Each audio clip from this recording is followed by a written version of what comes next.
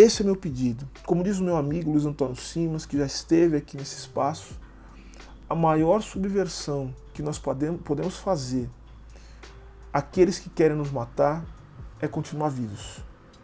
A maior forma de transgressão e maior forma de protestar contra este governo, contra os governos do mundo todo, contra as pessoas do mundo todo, não só contra governos, mas contra interesses, contra grupos que estão de alguma forma ou se beneficiando ou silenciando em relação à situação que vivemos, é permanecermos vivos e fazermos com que aqueles que estão do nosso lado possam continuar vivendo.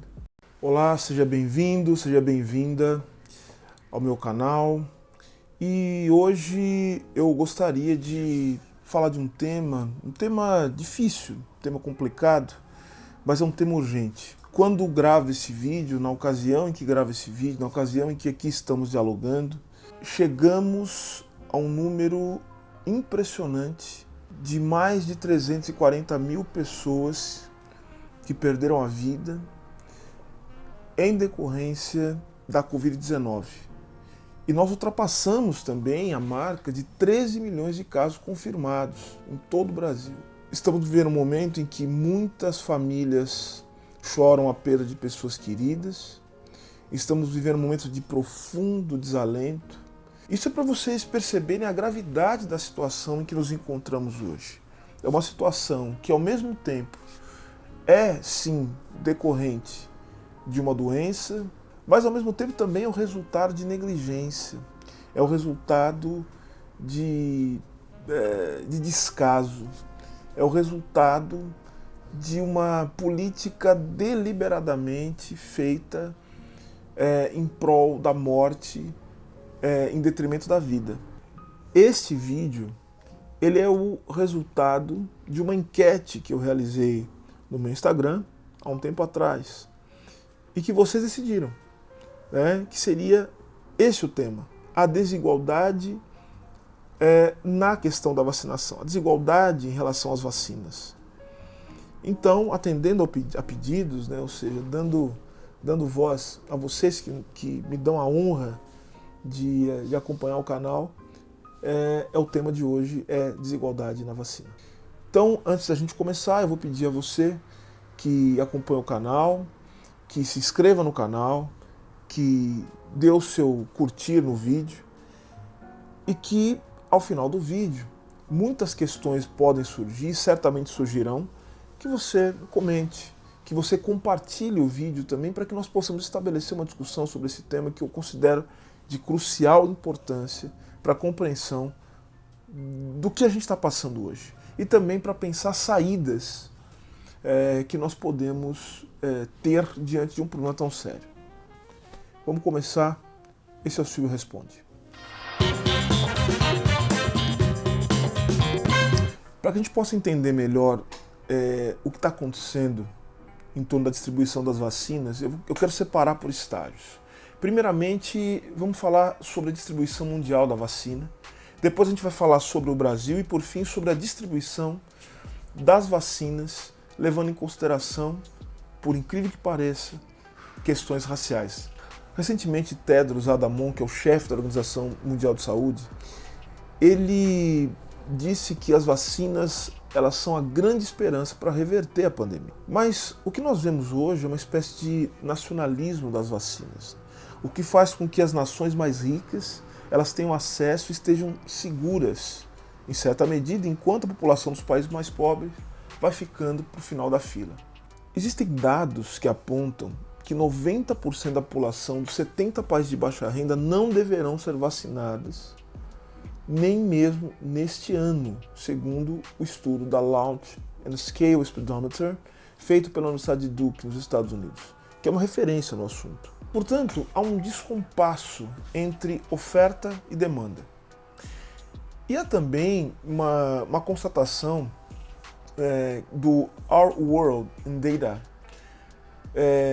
que 665 milhões de doses foram administradas em 138 países. É um número que parece alto, mas se nós pararmos para pensar que o mundo tem aproximadamente 7,8 bilhões de habitantes, nós vamos perceber imediatamente que isso corresponde a 7,2% da população mundial. Isso indicaria que demoraríamos mais de 3 anos, gente, para vacinar todo mundo. Mas se a gente perceber no noticiário, olhar para o noticiário, nós vamos ver que alguns países já estão na sua reta final de vacinação, como por exemplo Israel, que já vacinou mais que a metade da sua população. E nos Estados Unidos também, que compraram 500 milhões de doses de vacinas. No Brasil, nós estamos seguindo um ritmo muito lento. Porque vejam só, foi apenas no dia 1º de abril, ironicamente o dia da mentira, foi o primeiro dia que o Brasil conseguiu vacinar 1 milhão de pessoas. Esses exemplos que eu estou dando, eles apenas confirmam essa discrepância que existe entre os países, que é resultado de uma política insuficiente de gestão da pandemia, mas ao mesmo tempo é o resultado também do que muitos autores há muitos anos, há décadas, vêm chamando de subdesenvolvimento. O subdesenvolvimento cobra um preço muito alto. São problemas que se referem desde a soberania, tema que nós já tratamos aqui, mas são temas que se referem, por exemplo, à falta de infraestrutura desses países, se refere também à tibieza, à fraqueza das instituições políticas, à falta de possibilidades de participação popular nos processos políticos de decisão, ou seja, são países de democracia, de participação popular, de escuta popular muito fraca, né? E de instituições que são dominadas por determinadas elites que fazem com que a vacinação, ou seja, a saúde, se torne um privilégio daqueles que têm dinheiro, daqueles que têm poder, daqueles que têm influência, em detrimento da grande maioria da população. Então, quando a gente fala de subdesenvolvimento, a gente fala de pobreza, a gente fala de desigualdade, nós temos que entender que a desigualdade ela também se manifesta até mesmo de maneira que pode parecer inusitada quando se trata de uma pandemia, quando se trata de uma doença. Não existe possibilidade da gente pensar que nem mesmo uma doença possa ser, vamos dizer, igual, que ela atinge as pessoas da mesma maneira. Porque a desigualdade ela cobra um preço muito alto. E o que faz disso mais assustador, o que demonstra que existe um caráter até suicidário da maneira com que a gente gere as coisas do mundo, é que certos especialistas, né, ou seja, os especialistas, eles temem que, se tudo continuar como está, se o vírus não for contido em todos os lugares do mundo, ele vai continuar a sofrer mutações. E a morte, os casos de morte, podem aumentar de maneira exponencial. Então a pergunta é a seguinte: será que isso não exigiria uma cooperação global? Será que não seria o momento da gente parar e pensar? Será que não seria racional? Será que não seria mais inteligente que nós lidássemos com isso de uma maneira mais solidária? Será que a solidariedade não seria aquilo que nos salvaria agora? Será que não seria a hora de deixarmos as diferenças de lado, se fosse uma questão de vontade, se não fosse uma questão estrutural? Será que não é a hora da gente reformar, da gente mudar, da gente transformar as estruturas, inclusive para que nós continuemos vivos? Há um pensador chamado Mocho Postone, que tem um livro muito importante chamado Tempo, Trabalho e Dominação Social, em que o Mocho Postone, ele com base nas ideias de Louis Althusser, filósofo francês, ele vai dizer que o capital é um sujeito não reflexivo. O que significa isso? Em nome da sua própria reprodução, o capital ele vai inclusive destruir tudo que estiver ao seu redor. Ou seja, a reprodução da lógica do capital não leva em consideração sequer aquilo que torna possível uma sociedade capitalista, que são as relações sociais baseadas na vida humana. Então, em nome da sua própria reprodução, o capital ele vai destruir a vida. Esse modo de vida, por mais absurdo que ele possa ser, por mais destruidor que ele possa ser, por mais mortal que ele possa ser, ele vai se reproduzir independentemente, né, de qualquer tipo de perigo que ele possa trazer à vida humana. Falar de solidariedade é, de alguma maneira, falar em como a gente pode estabelecer uma ação e um pensamento que possa se opor a essa lógica destrutiva da vida, que está na base da pandemia, porque existem alguns autores, quero lembrar de Mark Davis aqui, que eles vão dizer que um dos motivos pelos quais nós estamos vivendo uma pandemia agora é justamente esse processo de destruição contínua da natureza. Ou seja, a destruição da natureza, a destruição do meio ambiente faz com que nós fiquemos cada vez mais expostos a patógenos que podem ameaçar a vida na Terra. E essa não foi a primeira vez que isso aconteceu e não será a última. A questão é, nós estamos preparados para lidar com isso? Vimos que não estávamos preparados para lidar com isso, sequer do ponto de vista político, sequer do ponto de vista ético. Nós não estamos preparados para lidar com uma pandemia. Nós não estamos preparados para ser solidários, mesmo quando a solidariedade é aquilo que poderia nos salvar nesse momento. Yuval Noah Harari, o autor de Sapiens, né, e outros livros, um autor de muito sucesso, um dos escritores mais festejados do mundo, ele escreveu um artigo interessante no ano passado falando exatamente isso, que eu acabei de dizer agora. O antídoto contra a pandemia não é a segregação, e sim a cooperação. Então vejam, vocês notaram que a ideia de cooperação e de solidariedade, ela me parece muito contraditória com a forma com que nós estabelecemos a nossa vida, os nossos padrões de consumo, as nossas formas de vida. Mas não é só isso. O Yuval Noah Harari, ele vai dizer também sobre a necessidade de termos lideranças globais que pudessem contribuir para esses parâmetros de cooperação. Os países de baixa renda e média, eles não conseguiram fazer as compras em grande quantidade das vacinas e nem conseguiram fechar acordos enquanto as vacinas ainda estavam em desenvolvimento. Sendo assim, eles não tiveram acesso prioritário. Então vocês perceberam como a questão do subdesenvolvimento, sobre a questão de ser periferia do capitalismo, faz com que o sistema político sequer funcione, né, de maneira soberana a ponto de cuidar dos próprios interesses. Então vejam, né, como eu falei aqui, existe um vídeo sobre soberania que vai demonstrar exatamente isso. Ou seja, você estar na periferia do capitalismo, isso implica numa desigualdade que é sistêmica, que é histórica e que faz com que as instituições elas fiquem absolutamente expostas a interesses outros que não sejam os interesses da população.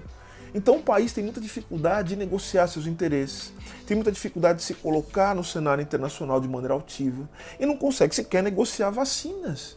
Isso eu estou dizendo das impossibilidades, quando muitas vezes, como é o caso do governo brasileiro, sequer tem interesse em fazer isso.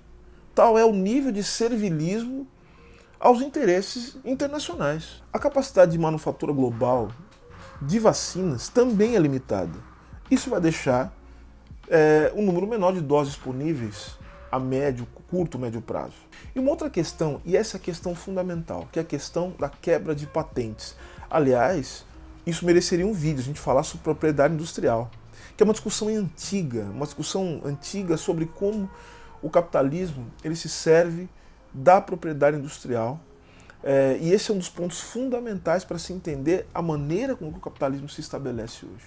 É a propriedade industrial e, mais ainda, sendo mais amplo, a propriedade intelectual. Essa discussão sobre quebra de patentes de medicamentos, ela ganhou muita força em 1998, né, na África, principalmente durante um surto de HIV, onde países ricos se negavam a quebrar patentes de seus medicamentos, e fazendo assim com que alguns remédios demorassem até 10 anos para chegar ao continente. Hoje a história se repete. Vários países estão requerendo ao OMS que as patentes sejam quebradas, porém os países mais ricos não concordam com isso. Essa proposta está sendo liderada pela África do Sul e pela Índia. O Brasil, contrariando uma posição histórica que teve em governos anteriores, ele se colocou contra a quebra das patentes. Quero dizer que tanto no governo Fernando Henrique Cardoso como no governo Lula, essa posição em torno de quebra de patentes de medicamentos necessários para tratar de doenças que prejudicavam muito o povo brasileiro foi levado de uma maneira soberana. Soberania não é apenas você se impor contra o próprio povo, mas você defender os interesses do seu país e lutar pelos interesses do seu país no cenário internacional. Então vejam que o governo atual, ao ser contra a quebra das patentes, que é uma posição, e vejam só, é uma posição histórica da diplomacia brasileira, vai contra os interesses do seu próprio povo. Para além da quebra das patentes, é necessário que haja tecnologia, que haja produção do conhecimento, que haja equipamentos necessários para a produção dos medicamentos, caso as patentes sejam quebradas. Por isso é tão importante nós pensarmos em soluções, neste momento, que sejam soluções cooperativas, solidárias, porque nós estamos num cenário de escassez. A esperança para os países mais pobres e de renda média é a colisão de vacinas COVAX. A iniciativa liderada pela OMS tem como objetivo administrar 2 bilhões de doses ainda em 2021. Gana foi a primeira nação a receber vacinas no mês passado. O desejo é privilegiar os países africanos, porém as doses que chegaram eram poucas comparadas ao tamanho da população. O grande receio é que os países mais pobres paguem ainda mais caro pelas vacinas que acabam sendo inflacionadas pelo mercado. Se a gente olhar com cuidado tudo que está acontecendo aqui, nós vamos perceber que a crise que nós estamos vivendo é uma crise que vai além de uma crise sanitária. É uma crise política, é uma crise econômica, mas é, antes de tudo, uma crise civilizatória.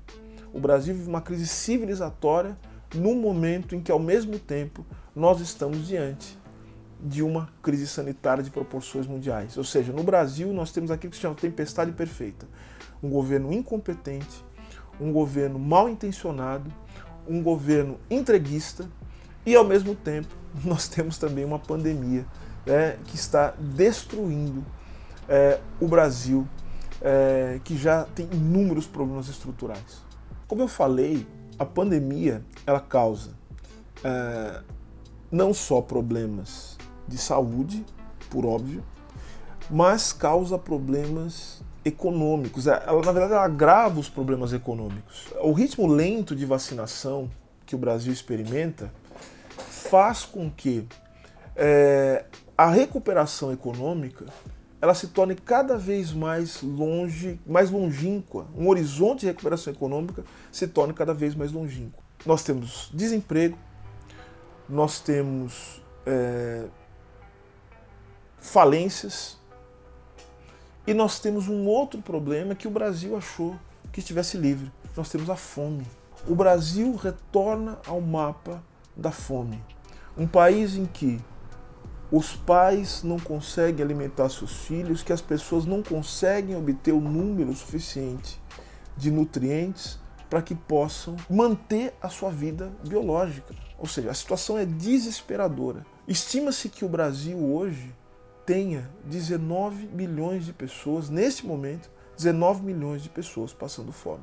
Uma vez que o Brasil se encontra diante de uma situação em que o Estado brasileiro mostra-se absolutamente incapaz de lidar com esses problemas básicos da população, em que o governo até mesmo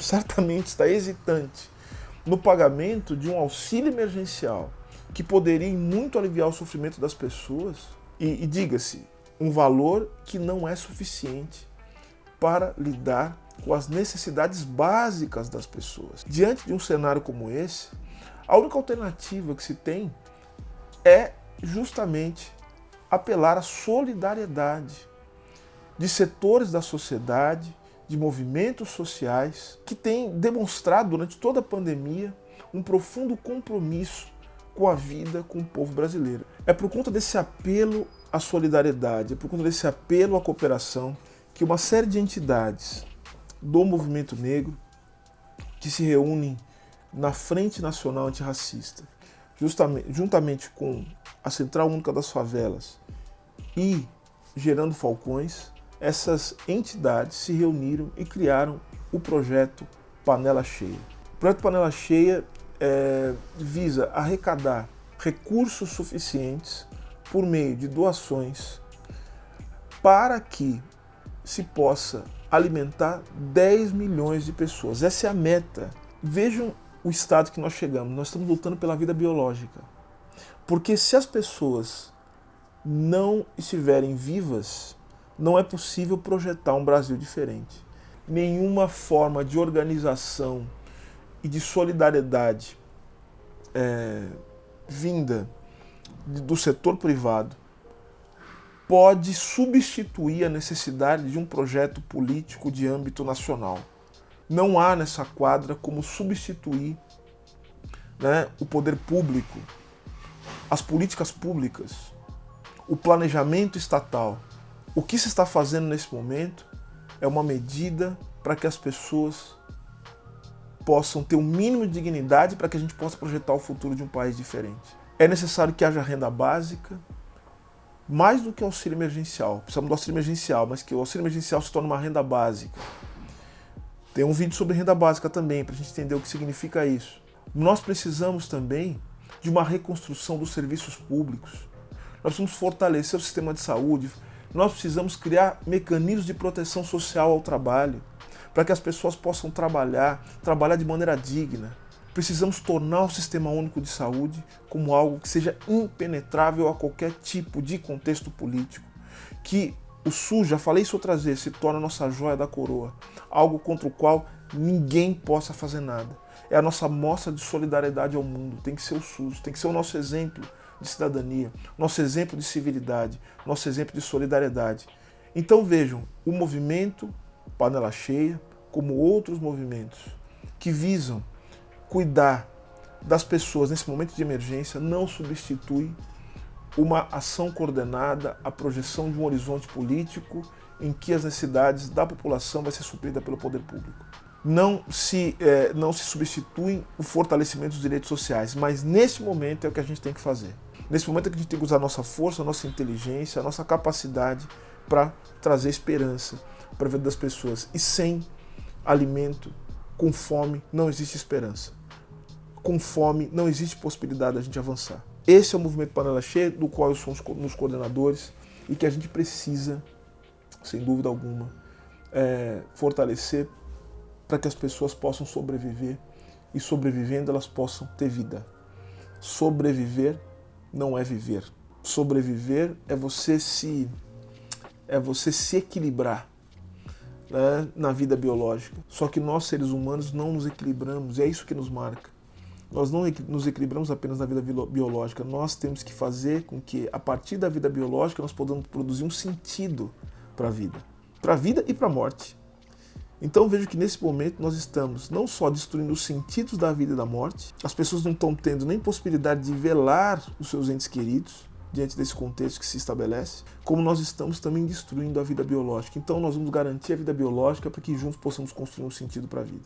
E eu quero terminar dizendo o seguinte: a desigualdade ela se mostra presente novamente quando o assunto é o acesso às vacinas, agora fazendo um recorte racial.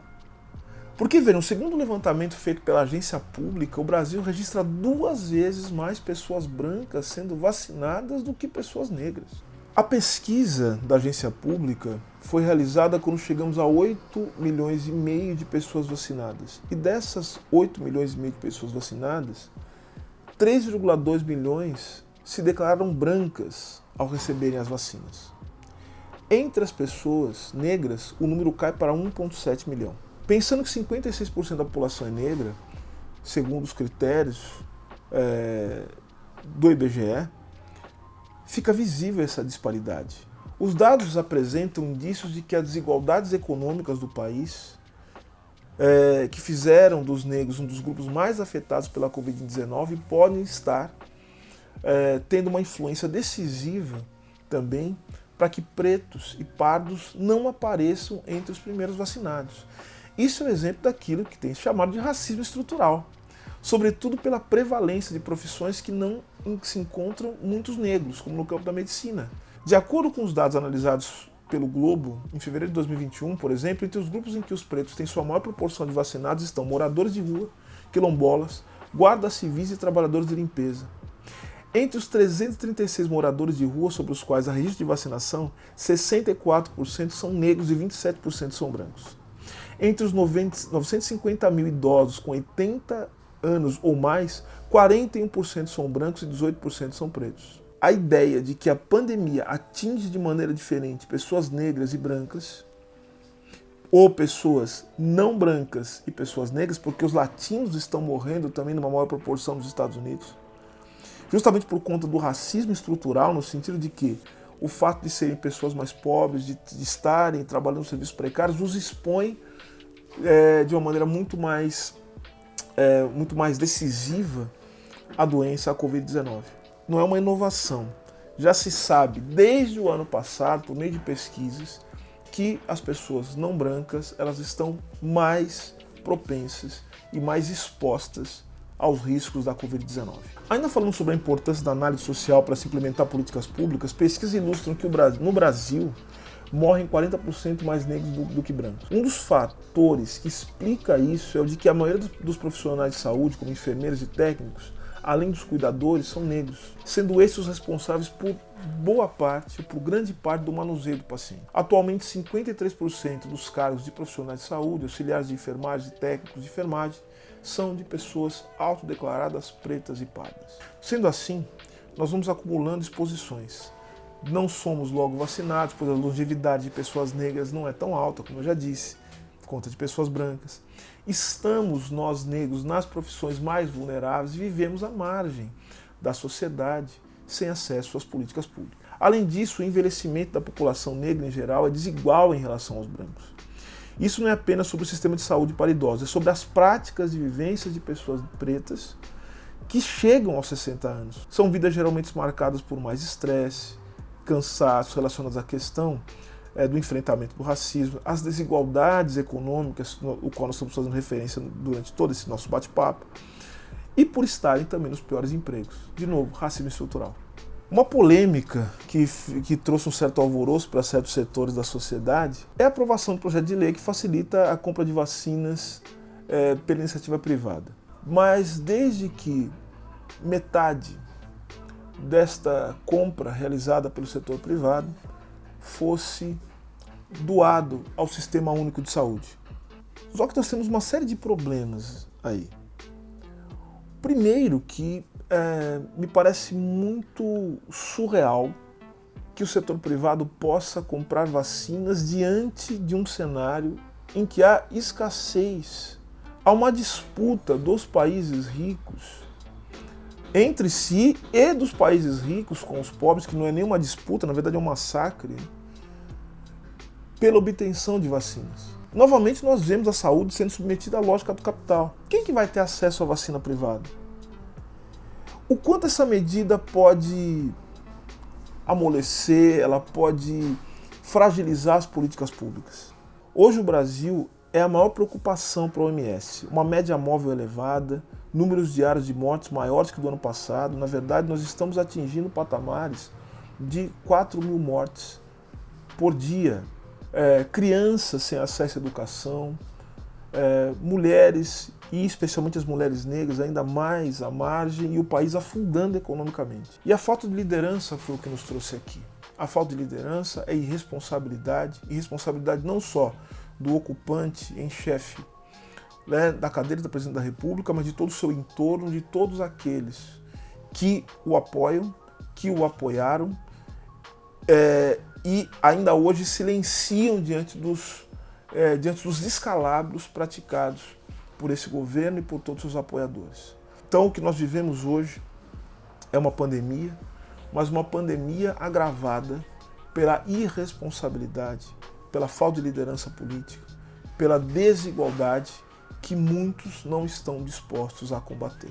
Passada essa pandemia, prezados e prezadas, e nós temos que ultrapassá-la, nós vamos ultrapassá-la, nós vamos ter que reconfigurar, lutar pela reconfiguração do mundo, lutar por um novo projeto de humanidade, sem o qual nós não teremos horizonte nem esperança. A próxima pandemia nos ronda e nós temos que estar preparados para ela.